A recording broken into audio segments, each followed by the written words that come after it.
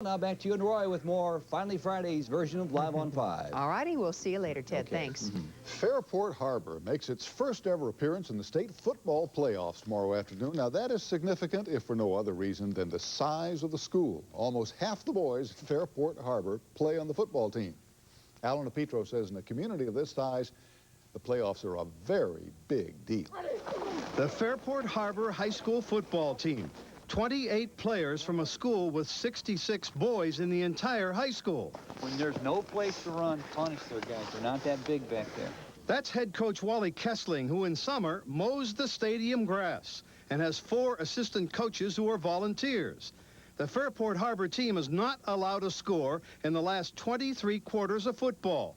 They also have a following of first and second graders who watch their practices. We have some real young kids, you know, first, second graders watching what's going on, and you know, and they emulate our varsity kids. We tell our kids that they have to be very careful in the things they do because these young kids look up to them as their heroes. So what kind of town do these heroes come from?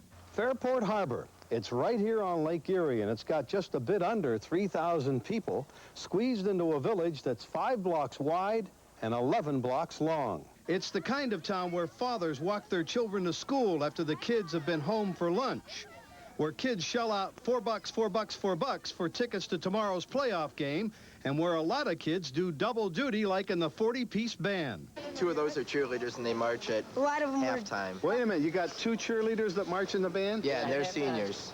About a third of Fairport, 1,000 people, will be at tomorrow's game, and if they win, here's where they'll meet to celebrate. The Curly Cone ice cream store coming back, and You meet where? we meet at Curly Cone and the corner out there, and everybody waits after the games and follows the buses and beeping, and the fire truck and the police car goes out there, and we all come in and have a parade around town. Tomorrow, Fairport Harbor goes against Sandusky St. Mary.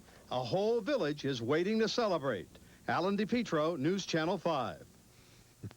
Each of the players at Fairport Harbor pays $40 a season to play football, and they have to buy their own game jerseys. What a good story that It is. is a good one. If you're looking for action this weekend, there is really plenty to do in Northeast Ohio. Well, the Browns game and the rodeo, just 2 ideas. David Moss has a look at all the weekend activities when Live on 5 returns. The pain was indescribable. Only surgery to remove my entire large intestine saved my life. Talking about these diseases gives people hope. The real answer is in research. The only thing shameful about these diseases is that there's still no cure.